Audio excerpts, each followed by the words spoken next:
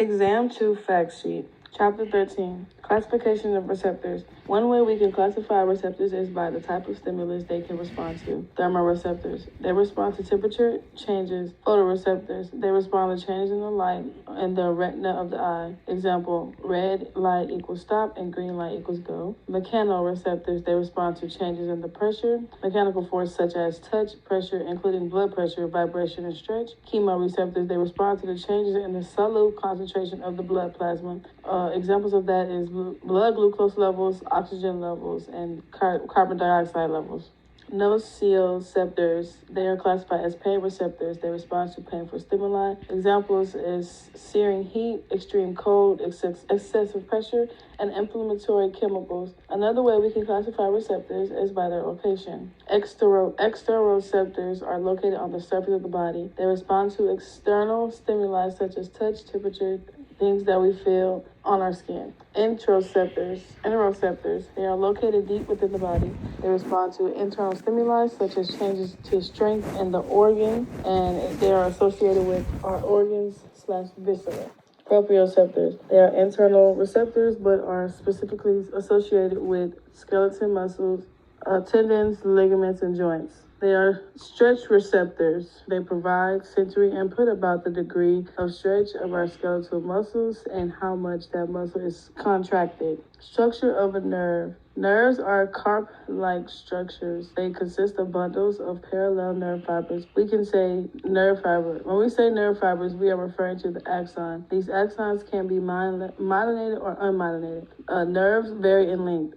All of our nerves are associated with 3 layers of connective tissue. Endoneuron, which is the innermost layer, it is made of our loose connective tissue, and it wraps around each individual nerve fiber, whether it is unmyelinated or myelinated. Intermediate layer is the perineuron. It is made up of fibrous connective tissue. The perineuron bundles or packages nerve fibers into structures called fascicles. Fascicles can have anywhere between 100 to 10 to 100 or more nerve fibers bundled together. The epineuron, which is the outermost layer, is made up of fibrous connective tissue. It bundles the fascicles into a nerve. Nerves vary in length, with the smallest nerve being the trochlear nerve, cranial nerve number 4, and the largest being the sciatic nerve. Cranial nerves. There are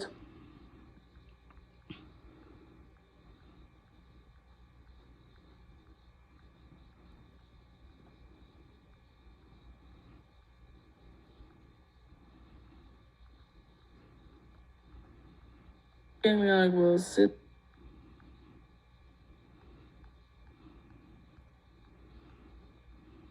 Ganglia or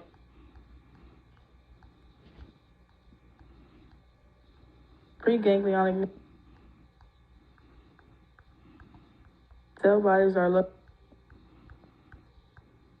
release acetylcholine. They will bind to the muscarinic receptors, opening and closing of the mouth associated with the mandibular branch, to the ophthalmic, maxillary, and mandibular. Trigeminal nerve. And an example of this is the sweat gland. An example of this is the sweat glands. Identify the function of the 12 cranial nerves and list which ones are associated with parasympathetic fibers. Olfactory. It is purely sensory and sends sensory information about smell and olfaction to the primary olfactory cortex. It is located in the temporal lobe. Pathway. The nerve fibers of the olfactory nerve arise from the olfactory receptors. The axon transmits the sensory information in the cranial cavity. The axon nerve fibers of the olfactory nerve will enter the cranial cavity via the cribriform foramina of the ethmoid bone, which are small openings of the cribriform plate. The cribriform plate forms the roof of your nasal cavity. Once the nerve fibers enter the cranial cavity, the axon of the nerve fibers will synapse with cells called metrial cells. The cell bodies of the metrial cells will form the olfactory bulb. The axons of the metrial cell will project from the olfactory bulb toward the primary olfactory cortex in the temporal lobe, and will also form the olfactory tracts. They will send that information to the primary olfactory cortex.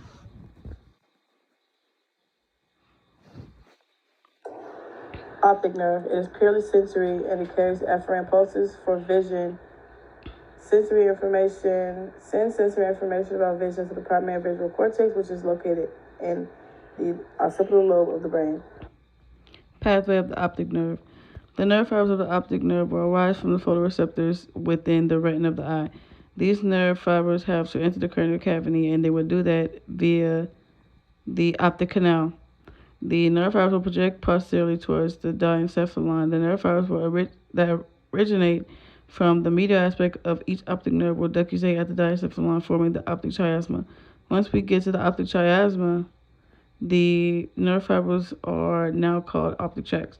The optic tracts will project to the lateral geniculate of the thalamus, where they will be synapsed. A small percentage will go to superior colliculi because superior colliculi helps us coordinate head and eye movement. From the lateral geniculate, the nerve fibers are now referred to as optic radiations. The optic radiations will synapse with our primary visual cortex. Oculomotor. It has parasympathetic fibers. It is purely motor, but it has a sensory component, which is proprioceptors. The inferior branch is associated with parasympathetic fibers. Trochlear nerve. It is oculomotor. We're still on the oculomotor nerve. It innervates 4 of the 6 extrinsic eye muscles, which are the superior rectus, inferior rectus, medial rectus, and inferior oblique. It also innervates the levator palpebrae. The superior branch will innervate the superior rectus and levator palpebrae. The inferior branch will innervate the other 3. Pathway. Cell bodies of the oculomotor nucleus of the midbrain. Cell bodies are located in the oculomotor nucleus of the midbrain. These cell bodies will exit the cranial cavity via the superior aortic fissure. As the oculomotor nerve exits the cranial cavity will branch and give rise to a superior branch on inferior branch. The superior branch will innervate the superior rectus muscle, which allows you to elevate the eyeball and move it medial. The superior branch will also innervates the levator palpebrae, which allows us to elevate the upper eyelid. The inferior branch will innervate the inferior rectus, which allows you to depress the eyeball or look down. It will also innervate the medial rectus, which allows you to move your eyeball medial. Lastly, the inferior branch will innervate the inferior oblique, which allows you to elevate the eye and move it lateral. The inferior branch is associated with parasympathetic fibers.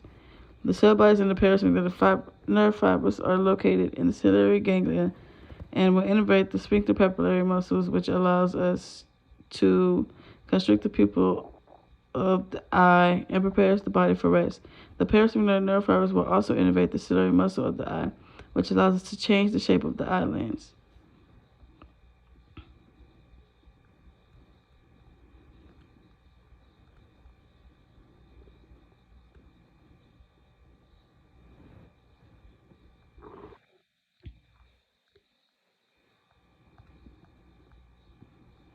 The cell bodies of the metrial cell. Next is the trochlear nerve. It transmits sensory OPSI. The homeostatic imbalance of this NOP is a visual defect. Blindness in eye served by nerve. On the optic chiasma, they will enter the cranial chiasma. Once we get to the, it has a sensory component of proprioceptors, which are stretched. The superior branch will innervate. Lastly, the inferior branch. Superior orbital fissure. Homeostatic imbalance. It is called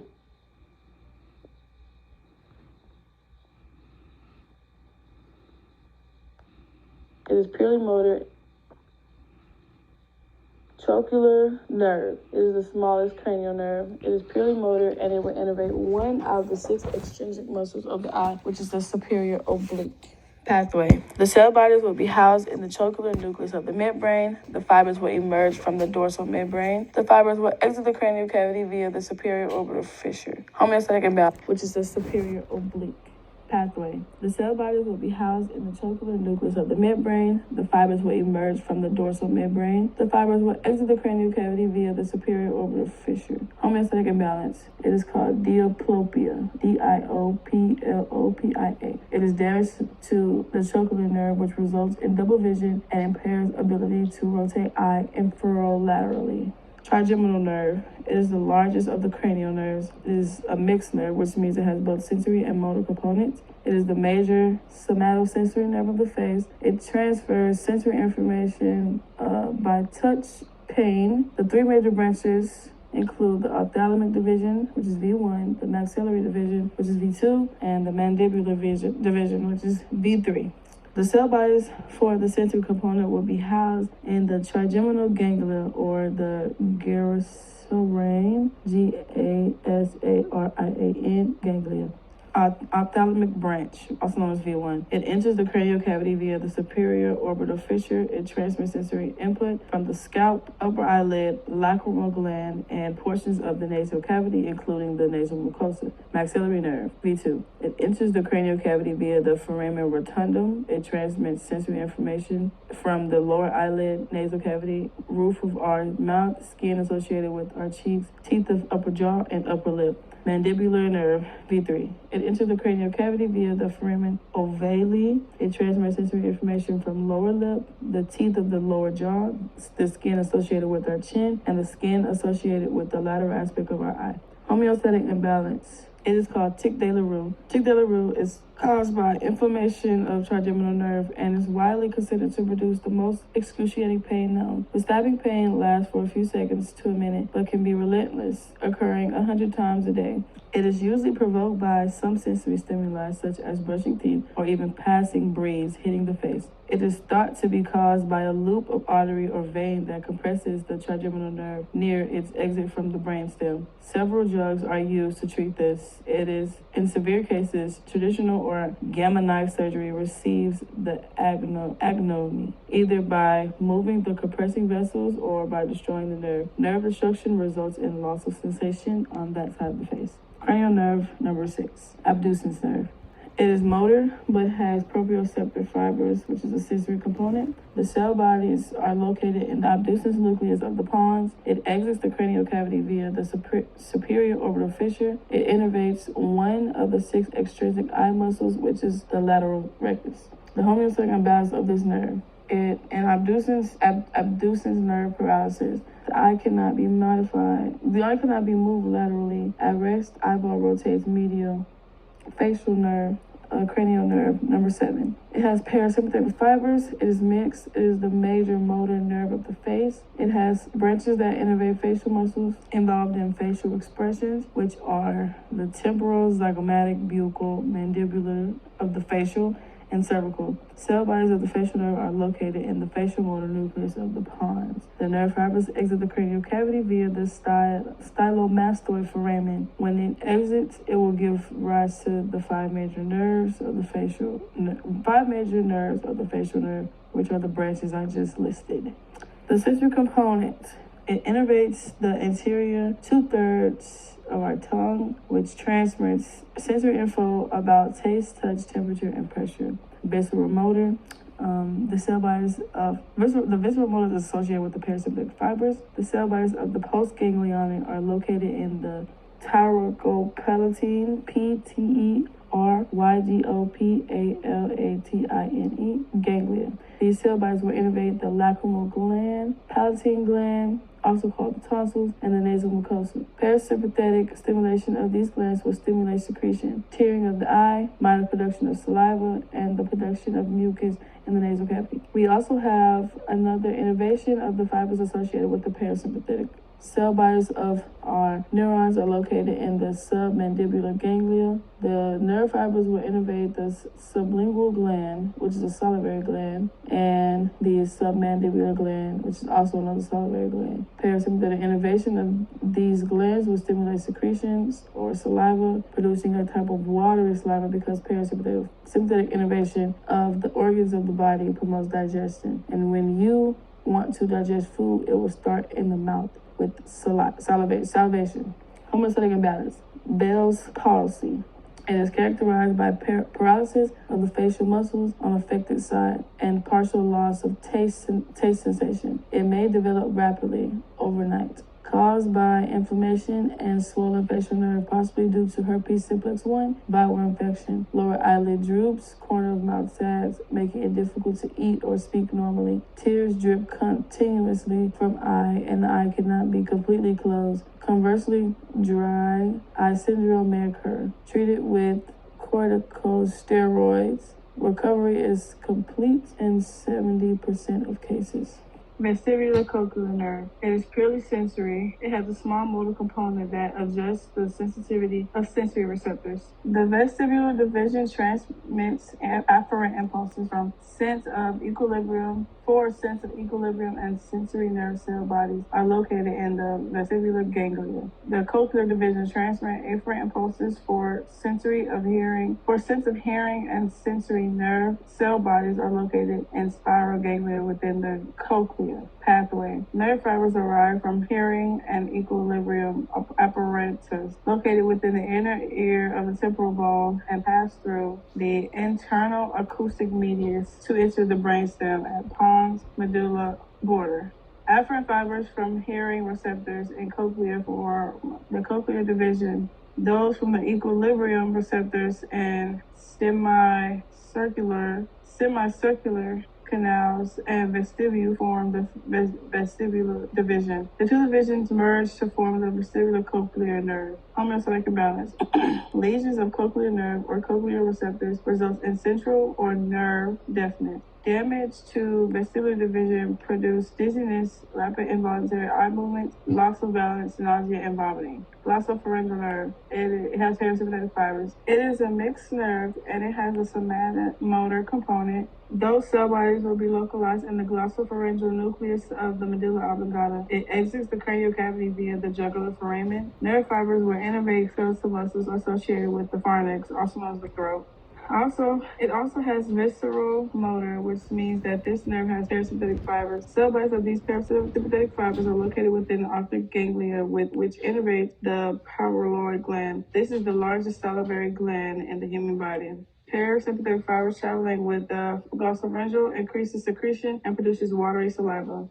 Homeostatic imbalance. Injured or inflamed glossopharyngeal nerves impair swallowing and taste. Sensory component of the glossopharyngeal nerve. It will innervate the posterior 1/3 of the tongue, including taste buds, touch, and temperature. It has visceral sensory that involves carotid bodies. The carotid bodies function as chemoreceptors. They are associated with carotid arteries. The sensory information associated with the carotid bodies, which are chemoreceptors traveling within the glossopharyngeal, provide information about the blood, O2 concentration, and CO2 concentration. The visual sensory is also associated with carotid sinuses, and those are also associated with carotid arteries. These are baroreceptors, also known as stress receptors. The sensory information that we receive from the carotid sinuses will give us information about the degree of stretch or pressure circulating within the circulatory system. They provide sensory info about the blood pressure, and they also help regulate blood pressure. Vagus nerve. It has parasympathetic fibers. It is the largest cranial nerve and extends beyond the head and neck area. It is mixed. It has a somatic motor that will innervate skeletal muscles associated with the pharynx, also known as the throat, and the larynx, also known as the voice box. The cell bodies are localized in the vagal motor nucleus of the medulla oblongata. It innervates the skeletal muscles by exiting the way of the jugular foramen.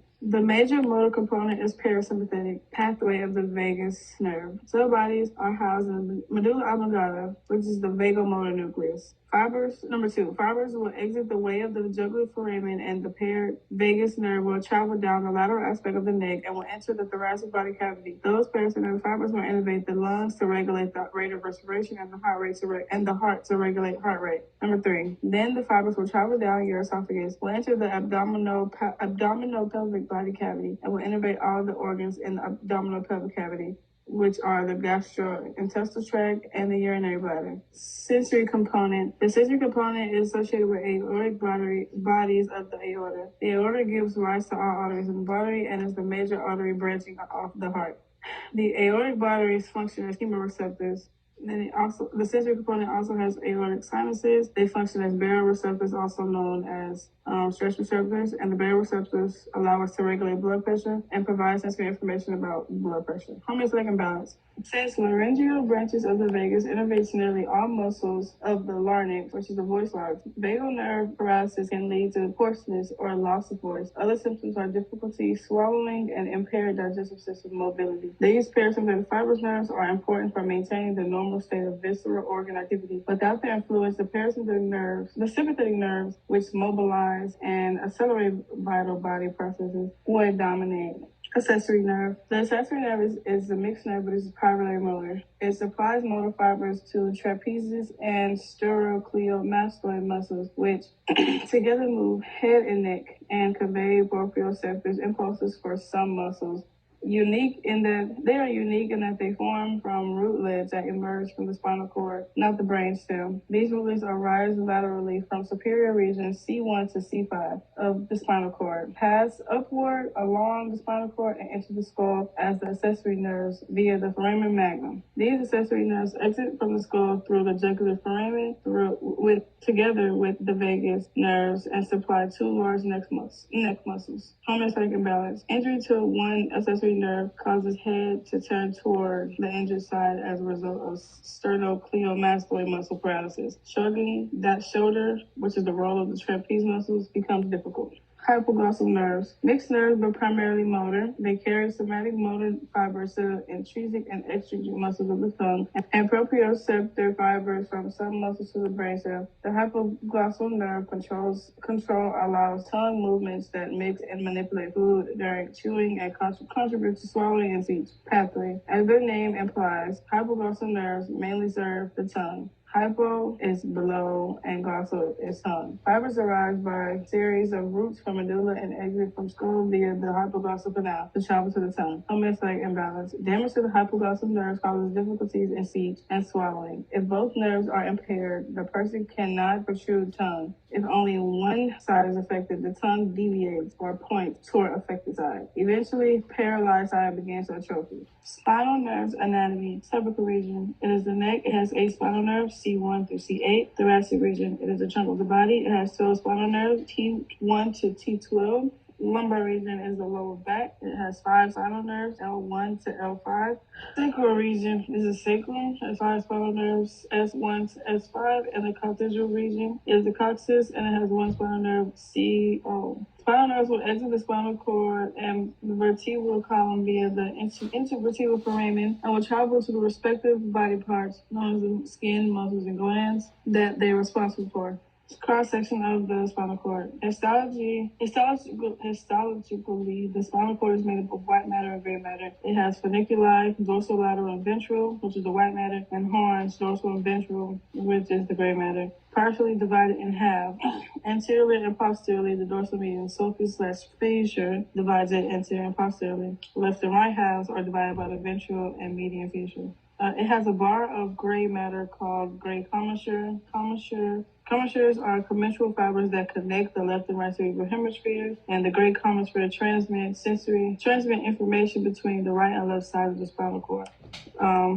The gray commissure will enclose a canal that extends the length of the spinal cord, which is called the central canal. It's connected to the ventricle system by the way of the fourth ventricle. Functional areas of gray matter. The ventral horn is the somatic motor area because it houses the cell bodies of the somatic motor neuron. The cell bodies will exit the spinal cord and the ventral root, and they will enter into the spinal nerve, traveling to the respective skeletal muscles. In the thoracic region of the spinal cord, we have a third pair of horns called the lateral horns. The lateral horns is the visceral motor activity. The cell bodies of the visceral motor neurons are housed in the lateral horn. They will also exit the spinal cord via the ventral root and enter into the spinal nerve to their respective destinations. The dorsal horn is called the visceral sensory and somatic sensory, because housed within the dorsal horn, we have interneurons that receive sensory input from either visceral sensory nerve fibers or from somatic sensory nerve fibers.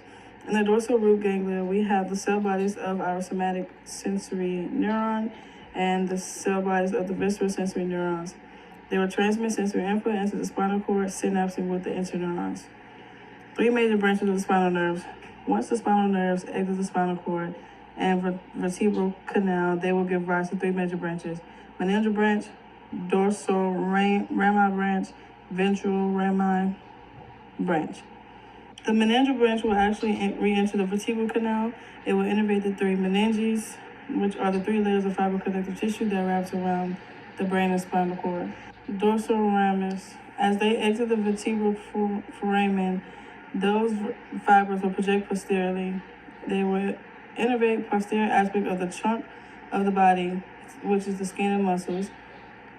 The ventriramus. As they exit the vertebral foramen, those fibers will project laterally and then anteriorly, and they will be responsible for innervating the skin and muscles of the lateral and anterior aspect of the trunk of the body.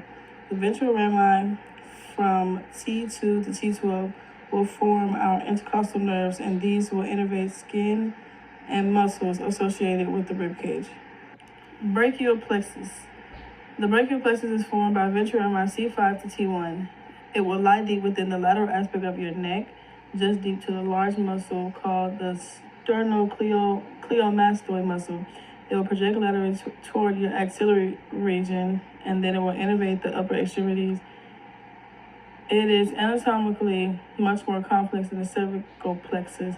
It consists of four major branches: roots that gives rise to trunks, that gives rise to divisions, that gives rise to cords, that gives rise to the five major nerves of the brachial plexus. The roots will project laterally. The trunks consist of the upper, lower, and middle trunks. The divisions will tell you if you are going to be innervating surfaces on the anterior surface or of the upper extremities, or the posterior surfaces of the upper extremities. The divisions are anterior and posterior, and the cords consist of the medial, lateral, and posterior cords, and the five major nerves is the musculocutaneous, the median, the radial, the ulnar, and the axillary. C5 and C6 is the upper trunk. C7 is the middle trunk. C8 and T1 is the lower trunk. All these trunks have anterior and posterior divisions. The anterior divisions of the upper and middle trunk will give rise to the lateral cord. The posterior division of all three of the trunks, upper, middle, and lower, will give rise to the posterior cord. And the anterior division of the lower trunk will give rise to the medial cord. The lateral cord will give rise to the musculocutaneous nerve. The lateral cord and the medial cord will give rise to the median nerve. The medial cord will also give rise to the ulnar nerve. The posterior cord will give rise to the radian nerve and the axillary nerve. Cervical plexus, ventral rami C1 to C5, cutaneous branches, and phrenic nerve. The cervical plexus is formed from ventral rami C1 to C5. It has both cutaneous branches and motor branches. Cutaneous branch is associated with the following: lesser occipital, which is C2 to C3, transverse cervical, which is C2 to C3, greater auricular nerve, which is C2 to C3, and supraclavicle nerve, which is C2 to C3. The motor branch is associated with the following: the phrenic nerve. The phrenic nerve is one of the most important nerves in the cervical plexus. The lesser occipital nerve is associated with the cutaneous branch of the cervical plexus. It is formed from ventral rami C2 to C3. It innervates the skin of the posterior lateral aspect of the neck and aspects of the head. The greater auricular nerve is associated with the cutaneous branch of the cervical plexus. It innervates the skin associated with the ear and the skin that overlaps the parotid gland, which is the skin associated with our cheek. It is formed from ventral rami C2 to C3. The subclavicle nerve, it refers to the clavicle. It is associated with the cutaneous branch of the cervical plexus. It is C2 to C3. It innervates the skin associated with our shoulder and clavicle area. Transverse cervical nerve, it is C2 to C3. It is associated with several plexus of the cutaneous branch. It innervates the skin of the anterior and lateral aspect of your neck. Phrenic nerve. It is the sole nerve of the human body. It is one of the most important nerves associated with the cervical plexus. It is the motor branch of the cervical plexus. Phren means diaphragm. Ventromini, it is ventromini C3 to C5 and will innervate the diaphragm. The diaphragm separates the thoracic cavity from the abdominal pelvic cavity. The phrenic nerve is responsible for a mechanical aspect of respiration, allowing us to bring oxygen into the lungs and exhale CO2. If you were to damage the paired phrenic nerve, you will not be able to bring O2 and CO2 out and CO2 in, meaning that they will have to put you on a artificial respirator. Sciatic nerve and its two major branches. The sciatic nerve is associated with the sacral plexus. Sciatic means of the hip. It is formed from ventral rami L4 to S3. It is the largest nerve of the human body. It is made up of two major branches, which is the tibial and the common fibular nerve. The sciatic nerve leaves the pelvis via the greater sciatic notch. It courses deep to the gluteus maximus muscles and enters the posterior thigh just medial to the hip joint. There it gives off motor branches to the hamstring muscles and the adductor magnus. Immediately above the bone, the two divisions of the sciatic nerve diverge, which are the tibial nerve and the common fibular nerve. Tibial nerve, it continues through the popliteal fossa, which is the back of the knee, and supplies the posterior compartment muscles of the leg and the skin of the posterior calf and the sole of the foot. The tibial nerve gives off the sural nerve, which sends the skin of the posterolateral leg. At the ankle, it divides into the medial and lateral plantar nerves, which serve most of the foot. Common fibular nerve, also known as the common peroneal nerve. It descends from its point of origin, wraps around the neck of the fibula, and then divides into superficial and deep branches. These branches innervate the knee joint, skin of the anterior and lateral leg, which are the extensors that dorsiflex the foot. Homeostatic imbalances, cranial and spinal nerves. Olfactory, it is anosmia. It is the fracture of the ethmoid bone or lesions of olfactory nerve fibers, which result in partial or total loss of smell. Optic, it is anoptosis. It is a visual defect. It is the damage of the optic nerve and results in blindness in the eye. Damage to the visual pathway beyond the optic chiasma results in partial visual losses. Oculomotor. Ptosis. The eye cannot be moved up, down, or inward. At rest, the eye rotates laterally because the action of the two extrinsic eye muscles not served with this nerve, which are the lateral rectus and the superior oblique, are opposed. The upper eyelid droops and the person has double vision and trouble focusing on close objects.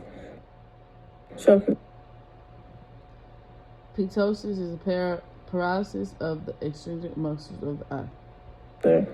Diplopia. It is damage to the trochlear nerve. It results in double vision and impairs the ability to rotate eye inferior laterally. Trigeminal. Tic de la Rue. Tic de la Rue is thought to be caused by a loop of artery or vein that compresses the trigeminal nerve near its exit from the brainstem. Abducens. In abducens nerve paralysis, the eye cannot be moved laterally. At rest, the eyeball rotates medially. Facial. Bell's palsy. It is characterized by paralysis of facial muscles on affected side and partial loss of taste sensation. It is caused by inflamed and swollen facial nerve, possibly due to herpes simplex 1 viral infection. It can develop rapidly, which is overnight. Vestibulocochlear. Damage to the vestibular division produces dizziness, rapid involuntary eye movement, loss of balance, nausea, and vomiting. Lesions of the cochlear nerve or receptors result in central or nerve deafness. Glossopharyngeal. Injured or inflamed glossopharyngeal nerves impair swallowing and taste. Vagus. Vagal nerve paralysis can lead to hoarseness or loss of voice. Other symptoms are difficulty swallowing and impaired digestive system mobility. The parasympathetic fibers are important for maintaining the normal state of this visceral organ activity. Accessory. Injury to one accessory nerve causes head to turn toward the injured side as a result of sternocleidomastoid muscle paralysis. Shrugging that shoulder, which is the role of the trapeze muscle, becomes difficult. Hypoglossal. Damage to the hypoglossal nerve causes difficulties in speech and swallowing. If both nerves are impaired, the person cannot protrude the tongue. If one side is impaired, the tongue points toward affected side. Eventually, paralyzed side begins to atrophy. Phrenic nerve. Irritation of the phrenic nerve causes spasms of the diaphragm or hiccups. If both phrenic nerves are served, or if the C3, C5 region of the spinal cord is crushed or destroyed, the diaphragm is paralyzed and respiratory arrest occurs. Remember this saying: 3, 4, and 5 keep the diaphragm alive. Mechanical ventilators keep victims alive by forcing air into their lungs, literally breathing for them. Median nerve. Injury makes it difficult to use the pincer grasp, opposed thumb and index finger, to pick up small objects. Because this nerve runs down the midline of the forearm and wrist, it is a frequent casualty, accidental or intentional lacerations, also known as cuts. In carpal tunnel syndrome, the median nerve is compressed. Radial nerve. Trauma to the radial nerve results in wrist drop. It is the inability to extend the hand at the wrist. Improper use of the crutch or Saturday night paralysis, in which an intoxicated person falls asleep with an arm draped over the back of the chair or sofa edge, can compress the radial nerve and impair its blood supply. Ulnar nerve. Where it takes a superficial course, the ulnar nerve is a very vulnerable to injury. Striking the funny bone makes the little finger tingle. Severe or chronic damage can lead to sensory loss, paralysis, and muscle atrophy. Affected individuals have trouble making fists and gripping objects as the little and ring fingers become hyperextended at the knuckles and flex at the distal and two phalangeal joints. The hand controls into a dawn hand. Comparison of efferent pathways: somatic nervous system versus autonomic nervous system. Somatic nervous system, the effector is the skeletal muscles. The efferent pathway for the somatic nervous system involves a single neuron, which is somatic motor neuron. The cell bodies of the somatic motor neuron are housed in the ventral horn of the gray matter of the spinal cord. It exits the ventral root and enters into one of our 31 spinal nerves. It is a type A fiber. Acetylcholine is released, which means it is a cholinergic neuron, and it binds to nicotinic receptors, and it is always excitatory. It is going to generate an end-play potential, which is just like an EPSP. An end-play potential is a gradient potential that occurs when acetylcholine binds to nicotinic receptors on skeletal muscle. Autonomic nervous system. The effector is the cardiac muscles, which means it innervates the heart, regulates the rate in which your heart beats, ejects blood to all the cells and tissues of the body. Smooth muscle, which means it innervates the smooth muscle tissue, lines the walls, innervates the smooth muscle tissue that lines the wall of the stomach, intestines, urinary bladder, and blood vessels and glands. Pathway. It involves two neurons, which is the preganglionic neuron and the postganglionic neuron. The preganglionic neuron cell bodies are localized in the brainstem or in the gray matter of the spinal cord. It is a type B fiber. The postganglionic neuron innervates the heart, smooth muscles, and glands. Cell bodies are located in the ganglia and is a type C fiber. Ganglion is an aggregation of where we have cell bodies outside the CNS. Neurotransmitter and receptors of the ANS. All preganglionic neurons, including the parasympathetic and sympathetic, are cholinergic. They release acetylcholine and they will bind to the receptor on the postganglionic neuron, which is the nicotinic receptor. They will be excitatory and will generate an EPSP. are postganglionic neurons of the parasympathetic division, will release acetylcholine and is cholinergic. They will bind to the cholinergic receptor on the effector, which is the muscarinic receptor, and that receptor is a G protein link receptor, and it can be inhibitory or excitatory. Most postganglionic neurons of the sympathetic division are adrenergic and will release the neurotransmitter norepinephrine, which is derived from tyrosine. Adrenergic receptors that bind to the norepinephrine are classified as alpha 1 and 2, and beta 1, 2, and 3. A small percentage of our postganglionic neurons of the sympathetic division are cholinergic, and they will release acetylcholine. They will bind to the muscarinic receptors, and an example of this is the sweat glands. Identify the function of the 12 cranial nerves and list which ones are associated with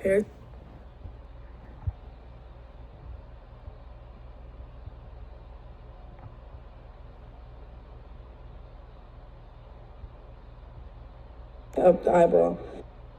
Trigeminal nerve. Skipping this part. Impulses for afferent is opening and it carries the afferent pulse.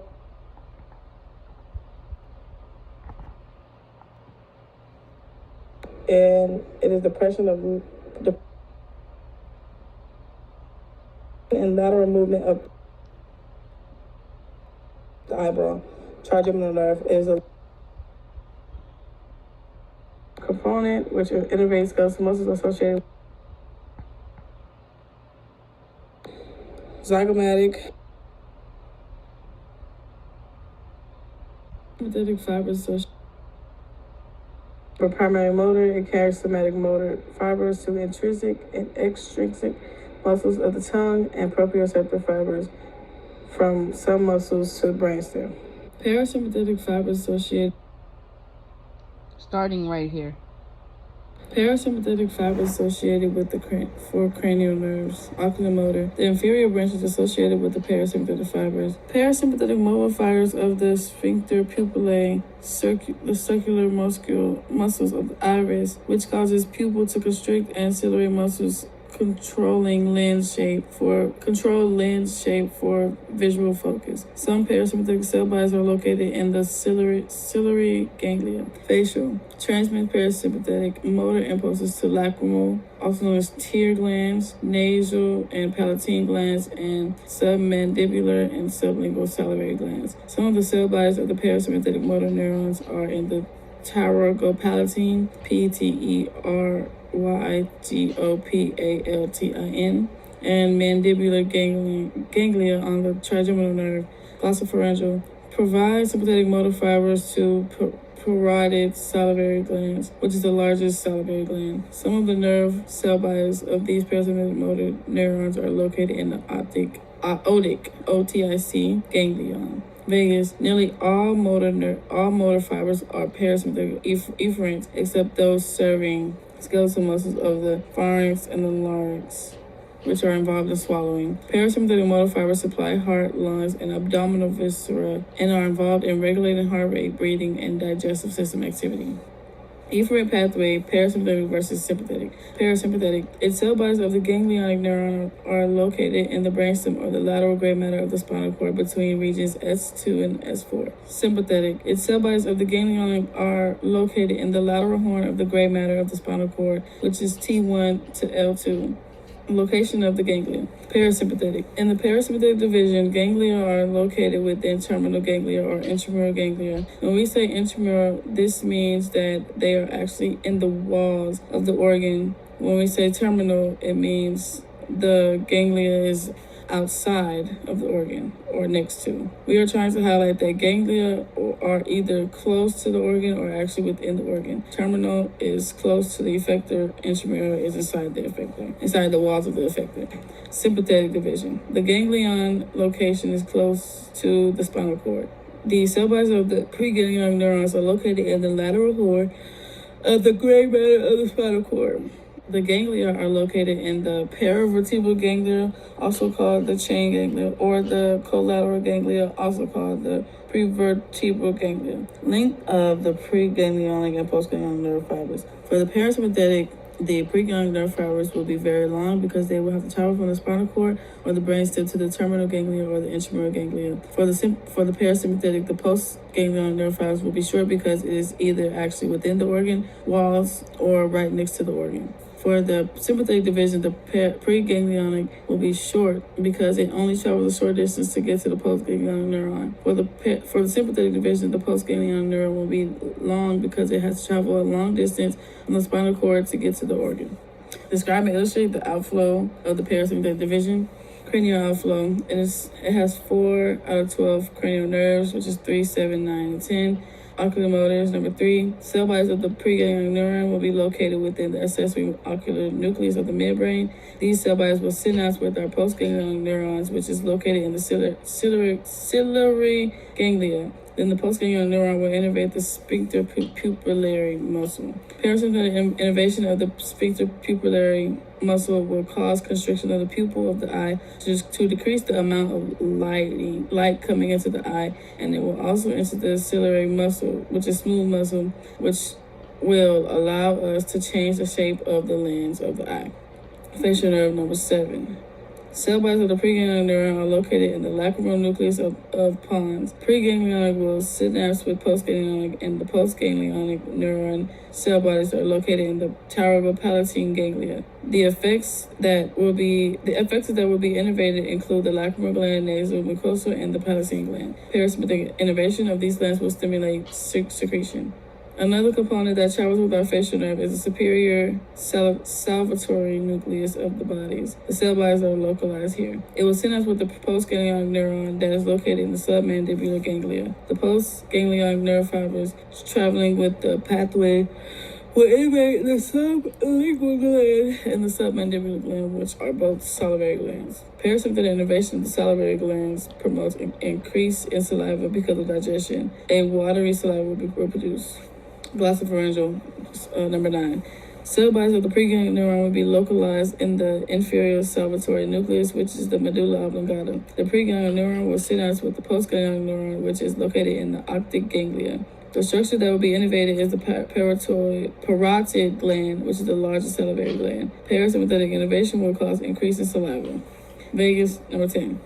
90% of all preganglionic sympathetic fibers travel within the vagus. The paravagus nerves will exit the cranial cavity via the jugular foramen, and they will travel down the lateral aspect of your neck and will enter into the thoracic body cavity. The nerve fibers of the vagus will contribute to form the pulmonary, the cardiac, and the esophageal plexuses. Plexuses are aggregations of nerve fibers. The nerve fibers will synapse with the postganglionic neurons, and the post-G neurons are located in the terminal ganglia or the intramural ganglia. The nerve fibers will travel down the esophagus and enter into the abdominal pelvic cavity, and they will synapse with the postganglionic neuron. The post-Gs will innervate our digestive organs, liver, and gallbladder. Sacral outflow. Preganglionic cell bodies localized in the lateral gray matter between S2 and S4. Nerve fibers will exit the spinal cord via the ventral root and will enter one of the 31 spinal nerves. They will travel a short distance in the spinal nerve, and they will exit the spinal nerve. As the fibers exit the spinal nerve, they will form what is called the pelvic sphincter nerve. The pelvic sphincter nerve is formed by the preganglionic parasympathetic fibers. The pelvic sphincter nerve will synapse with the postganglionic neurons that are located in the terminal ganglion or intramural ganglion. The postganglionic neuron will innervate the distal end of the large intestine, urinary bladder, urinary bladder, and reproductive organs. On the distal end of the large intestine, parasympathetic innervation will promote defecation diuresis, which is a constriction of the urinary bladder. And the male genitalia parasympathetic innervation will cause male ejaculation. Clinical tests of the cranial nerves. Olfactory nerve asks patient to sniff and identify distinct substances. Optic nerve assess vision and visual field with eye chart and by testing the point at which the person first sees an object moving into the visual field. View fundus of eye with ophthalmoscope to detect papilledema, which is swelling of the optic disc the site, which is the site where the optic nerve leaves the eyeball, and examine optic disc and retinal blood vessels. Oculomotor, trochlear, and abducens. Examine pupils for size, shape, and equality. Test pupillary reflex with pen light. Test convergence, which is one of the three processes an eye does to properly focus on an image, for near vision and substance ability to follow objects with the eyelid. Trigeminal, ophthalmic division, corneal reflex test, touching cornea with wisp of cotton should link blinking. Maxillary, test sensation of pain, touch, and temperature with safety pin and hot and cold objects. Mandibular, assess motor branch by asking patients to clench his teeth, open mouth against resistance, and move jaw side to side. Facial nerve, test anterior 2/3 of the tongue for ability to taste sweet, salty, and sour and bitter substances. Check symmetry of face, ask patient to close eyes, smile and whistle. Assess tearing with ammonia fumes. Cranial nerve number 8, vestibulocochlear. Check hearing by air and bone conduction using tuning fork. Glossopharyngeal and vagus. Check position of uvula. Check gag and swallowing reflexes. Ask patients to speak and cough. Test posterior third of tongue for taste. Accessory. Check strength of the sternocleidomastoid and trapezius muscles by asking patients to rotate head and shrug shoulders against resistance. Hypoglossal. Ask subject to protrude and retract tongue. Note any deviations in position.